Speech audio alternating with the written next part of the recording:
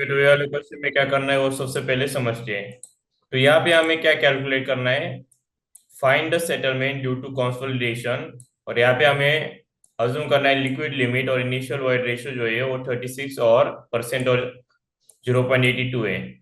ठीक है, तो यहाँ पे हम क्या यूज करने वाले हैं, यहाँ पे हम यूज करने वाले one dimensional consolidation theory based on Terzaghi's consolidation equation. तो इक्वेशन जो है सेटलमेंट के लिए वो क्या है, delta H equal to C C into delta sigma divided by one plus e o into in bracket one minus e o. तो एक एक टर्म पहले समझते हैं। डेल्टा एच क्या है, settlement due to consolidation. C C क्या है, coefficient of consolidation. Delta sigma क्या है, increase in effective overburden pressure. E o क्या है, या ई जीरो इसे कहते हैं, इनिशियल वॉइड रेशियो। तो यहाँ पे जो है हमें गिवन डाटा पहले देखते हैं कि हमें क्या क्या गिवन है और क्या क्या हमें कैलकुलेट करना पड़ेगा।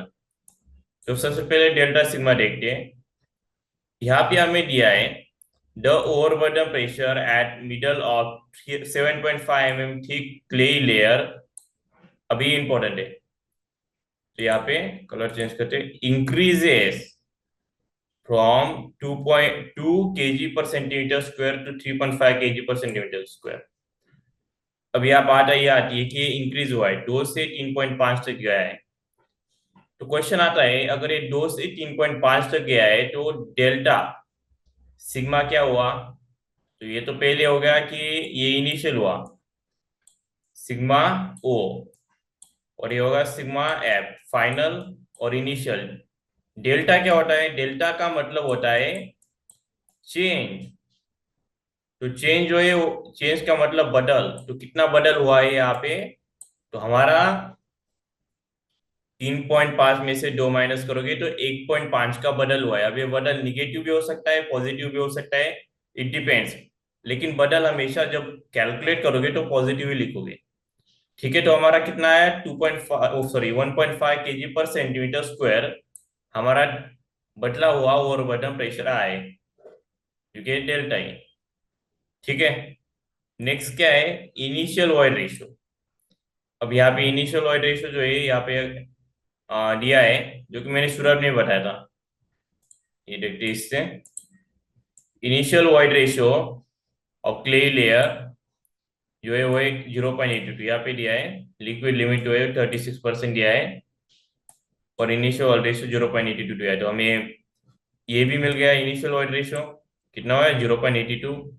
नेक्स्ट क्या है, अब हमें कैलकुलेट करना पड़ेगा कोएफिशिएंट ऑफ कंसोलिडेशन, जिसके लिए फॉर्मूला होता है C C equal to T50 bracket square divide by 4h square.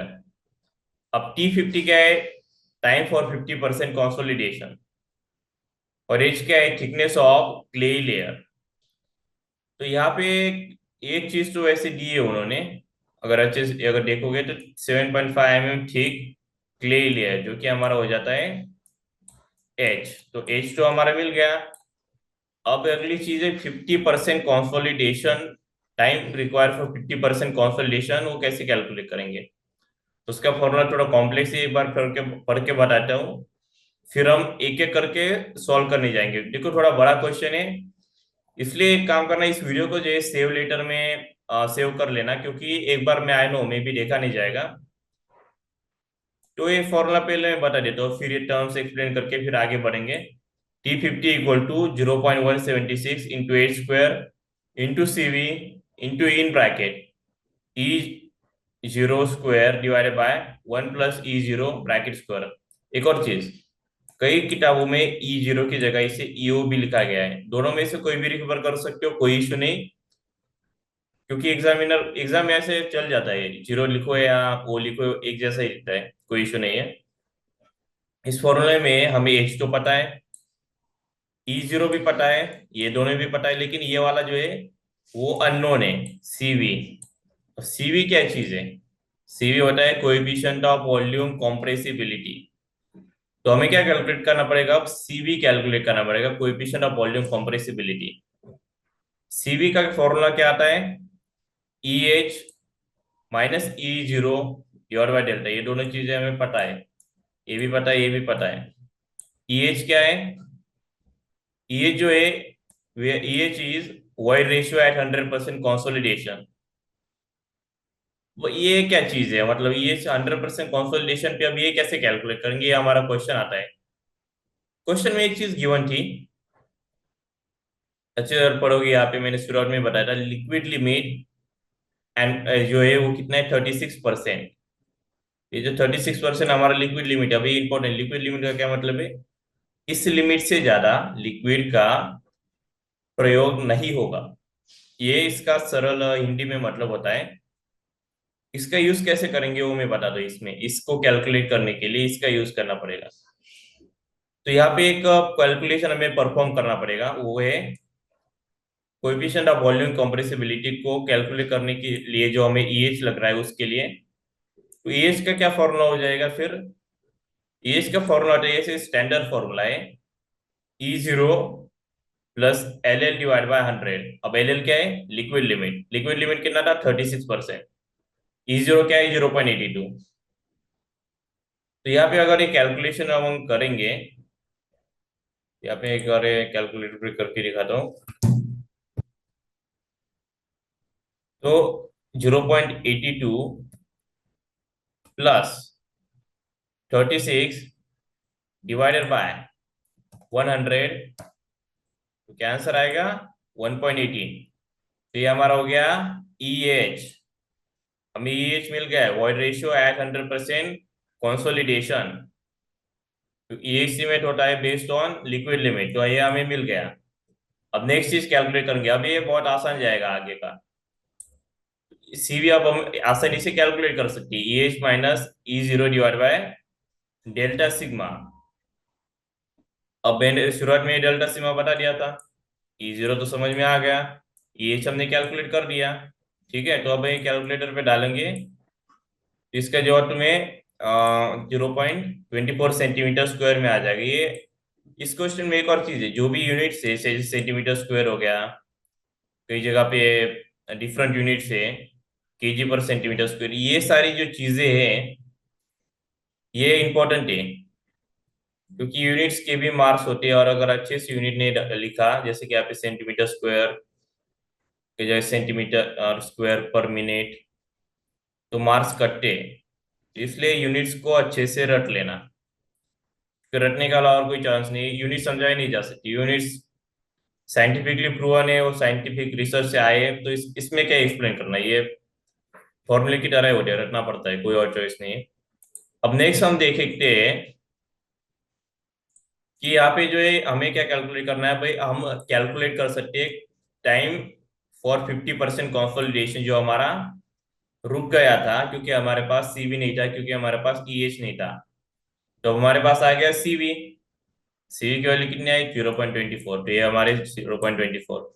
H का तो वैसे भी मैंने पहले बताया था, हमारा 7.5 mm है हमारा H। तो यहाँ पे H, एक मिनट, आई थिंक यहाँ पे जो है 7.5 हमारा में था, तो 5 डिवाइड बाय 100। यहाँ पे एक मिस्टेक है, इस किताब में आई थिंक एक थोड़ी मिस्टेक है, एक कैलकुलेशन में करके दिखाता हूँ।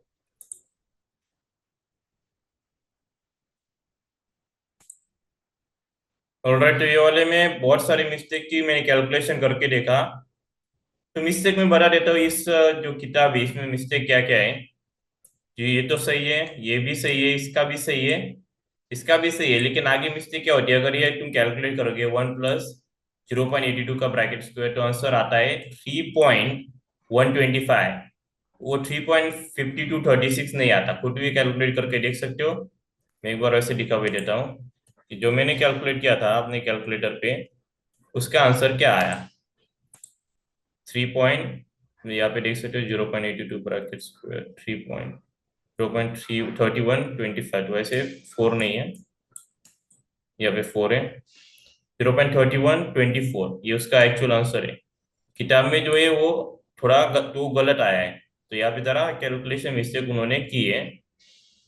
लेकिन नेक्स्ट जो है अभी क्या आता है, नेक्स्ट जो मिस्टेक है वो ये है कि अगर ये जो सारे के सारे वैल्यूज है ये वाली, अगर इन सभी को ऐड करोगे तो इसका जवाब जो है वो ये नहीं आता। 0.023823 ये उसका आंसर नहीं आता।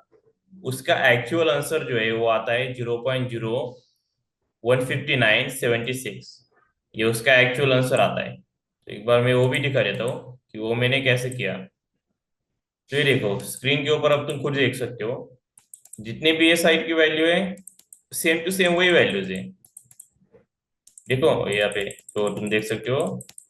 अब जब मैं यहाँ पे आंसर दबाऊंगा तो क्या आता है,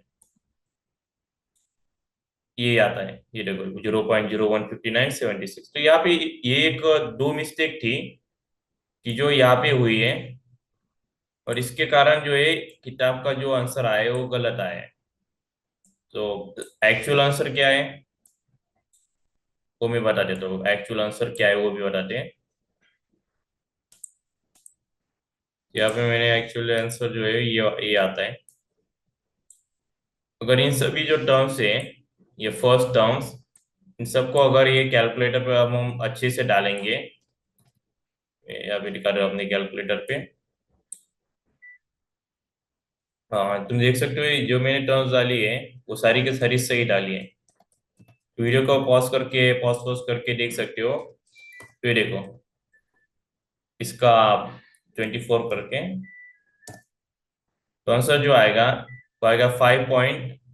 तो आंसर यहाँ पे जो 10⁻⁻6 का क्या मतलब होता है, 10⁻⁻6 का मतलब होता है कितने जीरो है। तो यहाँ पे 10⁻³ है तो कितने हुए, 0.00 तीन जीरो। क्यों, क्योंकि 10⁻⁻6 है। फिर नेक्स्ट जो है 5 डिजिट तक हमें नंबर लेने कितने लेंगे, 511।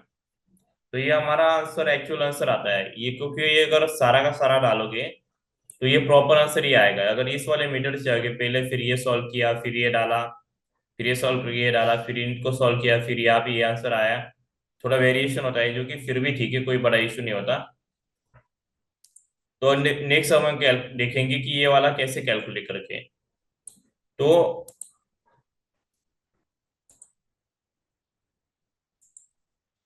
यहाँ पे कॉन्सोलिडेशन सेटअप में क्या कैलकुलेट करना है, settlement due to consolidation delta H. ये पिछला वाला सारा जो भी कारस्तान हमने किया था, सॉरी उससे पहले ये वाला रहेगा कोएफिशिएंट ऑफ कंसोलिडेशन सीसी। तो सीसी को कैलकुलेट करने के लिए जो सारा कारस्तान था वो T50 का, अभी तक का वो सिर्फ सीसी के लिए था, लेकिन आगे का आसान है, I promise you. CC equal to T50 bracket square divided by 4h divided by 4 into H square in bracket. अब T50 का हमें वैल्यू आ गया है, लेकिन यहाँ पे प्रॉब्लम क्या है, किताब ने गलत वैल्यू जो है वो कैरी फॉरवर्ड किया है। एक्चुअल वैल्यू जो है वो ये वाला है 0.00511। और एज का वैल्यू क्या है, एज का वैल्यू में भी एक इशू है। यहाँ पे जो ये प्रिंटिंग मिस्टेक एक हुआ है, यहाँ पे 75 mm होना चाहिए, क्योंकि ये क्योंकि थिकनेस जो है 7.5 आई थिंक वो ज्यादा स्मॉल है, तो ये जो है एक्चुअली 75 है। यहाँ पे एक प्रिंटिंग मिस्टेक हुआ है। तो आगे के जो भी आएंगे आंसर ये गलत ही आने वाले हैं, ये मैं पहले ही बता देता हूँ। तो हमें क्या कैलकुलेट करना पड़ेगा, अब ये वैल्यू यहाँ पे डालनी पड़ेगी। तो ये मैं करके दिखा देता हूँ।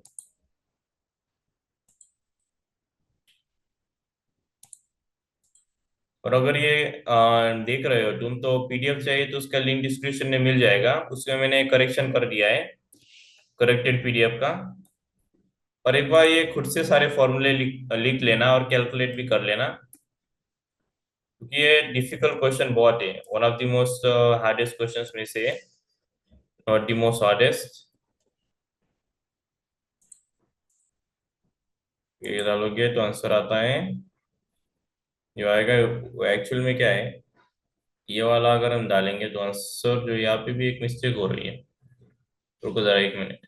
0.00677 स्क्वायर डिवाइडेड बाय 4 इंटू 0.75। इसका भी एक्चुअल में आंसर रॉन्ग ही आ रहा है। तो मैं थोड़ा पॉज करके इसका थोड़ा क्लैरिफिकेशन करता हूँ, मतलब सही करते हो इसको। ओके, तो ये वाले में गड़बड़ क्या थी अब मैं तुम्हें समझाता हूँ।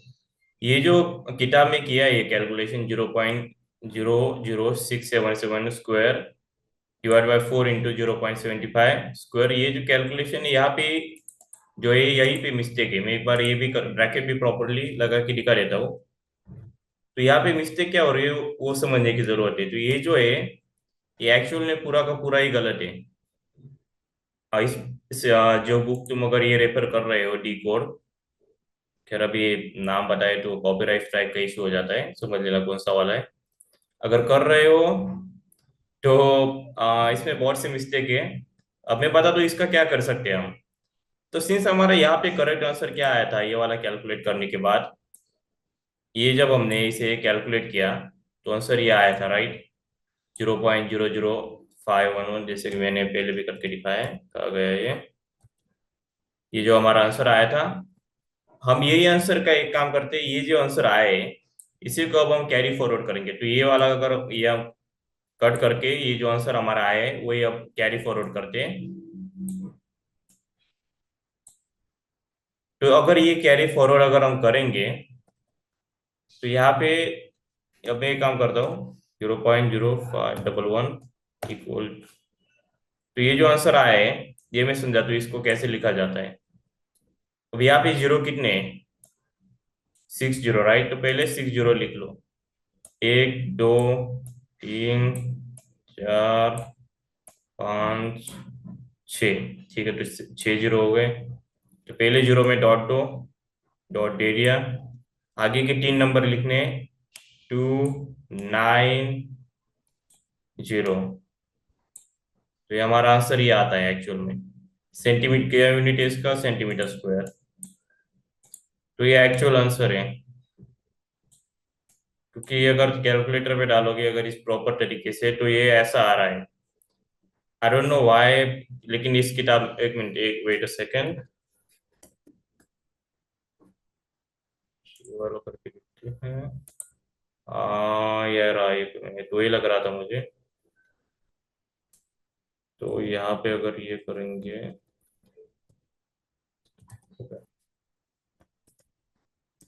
तो ये वाले पे अगर हम करेंगे तो देखोगे कि वैसे ही गलत ही आ रहा है वो। लेकिन ये जो है एक्चुअली में ये वाला आंसर नहीं है। मैं एक मिनट रफ कर देता हूँ इसे।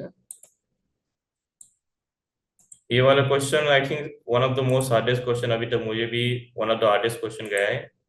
तो यहाँ पे सिंस 5 जीरो है तो पहले लिख दो 5, 1 2 3 4 5, ये 5 जीरो हो गए। और पहले वाला जो जीरो है इसमें डॉट दो। इसके बाद क्या नंबर था यहाँ पे आया था? ये हमारा 2.203 तो पहले के 3 नंबर हमने, सॉरी ये वाला नहीं, और कंफ्यूजन हो रहा है आज वैसे। तो ये हमारा आया था 5 जीरो और 116, पहले के 3 नंबर 116। तो ये ब्लैक में मैं कर देता हूँ, थोड़ा साइज इंक्रीज करते हैं। तो एनीवे, तो इससे वैसे रिमूव ये पे मूव कर देंगे तो ज़्यादा अच्छा रहेगा। तो ये हमारा एक्चुअल आंसर ये आया है। तो ये चिंता करने की जरूरत नहीं है, प्रॉपर पीडीएफ बना के इसका लिंक तुम्हें डिस्क्रिप्शन में दे दूंगा। और नेक्स्ट चीज अब आती है, calculate the settlement due to consolidation delta H. अब देखते हैं यहाँ पे कौन सी मिस्टेक हुई। तो सबसे पहले सिंस हम ये वैल्यू वैल्यू जो एक्यूरेट वैल्यू कैरी फॉरवर्ड कर रहे हैं, तो ये जो वैल्यू है इसकी जगह पे अब हम ये यूज कर लेंगे 116 वाली। तो यहाँ पे देखते हैं एक बार, 5 0 1 2 3 बस सही है। तो एक काम करते हैं, इसको अब कैलकुलेशन में डालते हैं। 0.1234 ये हो गए 116 × 1.5। अब वैसे डेल्टा इस तो तुम्हें पता ही कैसे आए ये तीनों value, sorry delta sigma, E zero और ई जीरो। और एक और चीज, मैंने थोड़ा सा रिसर्च किया तो पता चला एक्चुअल में ये ई जीरो नहीं होता, वो ईओ ही होता है। वो भी एक मिस्टेक है, लेकिन खैर वो बड़ी चीज नहीं है, एग्जामिनर के ध्यान में नहीं आएगा। तो उसका कुछ नहीं ज़्यादा, तो 0.82 अगर हम करेंगे, bracket complete, in bracket minus 182 अगर ये करेंगे तो आंसर क्या आया। तो ये वाले स्टेप करने की कोई ज़रूरत नहीं, क्योंकि अगर ये वाले से सॉल्व करके जाएंगे तो थोड़ा डिफरेंस आ जाता है। तो अभी देखते हैं क्या है। 0.311 इंटू 10⁻⁻6। तो यहाँ पे हम क्या करते हैं, ये वाला आंसर जो है ये हमारा, सिंस ये वाला नहीं आया है, वो एक्चुअल में ये आया है, तो यह डालते हैं कितने जीरो है, 5 जीरो। तो पहले 1 2 3 4 5, 5 जीरो कर दिए। तो पहले वाले जीरो में डॉट दो, फिर बाकी आगे के 3 नंबर लिखो, कितने, 5 3 1, 5 3 1, ये हो गए। तो अब ये रहा हमारा एक्चुअल आंसर। इसे थोड़ा बड़ा करते हैं, लेकिन ये किस में आया है, सेंटीमीटर में आया है। अब इसे में कैसे कन्वर्ट करें, जो आया है उसे मल्टीप्लाई बाय, और आंसर जो आया है 1000 कर देंगे। आंसर आता है यहाँ पे, ये था, हाँ बराबर है। आंसर जो आया है वो स्क्रीन के ऊपर देख सकते हो, मैं एक बार यहाँ पे लिख भी देता हूँ। और हाँ, एक और स्टेटमेंट में इसके बाद भी लिखना है, तो वो भी देख लेंगे वो क्या स्टेटमेंट है, कैसे लिखा जाता है वो। तो ये हमारा आंसर आया है में। ठीक है, इसके बाद ये, तो इसको स्टेटमेंट में कैसे लिखोगे, तो ये स्टेटमेंट इंपॉर्टेंट इसलिए होता है क्योंकि अगर तुमने ये स्टेटमेंट लिख दिया और तुम्हारा आंसर करेक्ट है, तो एग्जामिनर जो है ऊपर का जो भी कुछ है इसके ऊपर का वो चेक ही नहीं करेगा, वो सीधा स्टेटमेंट पड़ेगा, अच्छा बराबर है, वैल्यू आई, चलो मार्क लो, नेक्स्ट।